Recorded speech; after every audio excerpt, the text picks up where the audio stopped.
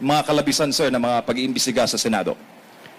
Alam niyo po, kung ako ay mag-identify ng 3 lamang na plataforma sa aking legislative agenda, ang isa doon ay ang ibalik ang diplomasya sa Senado.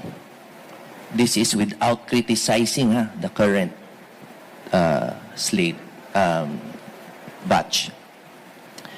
Dahil po, dapat talaga mag-back to basics tayo kung ano ang trabaho ng 3 sangay ng gobyerno.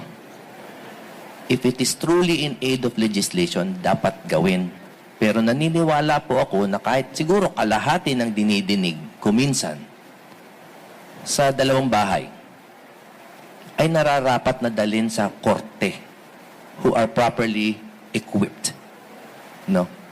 So I am not against investigations. Kailangan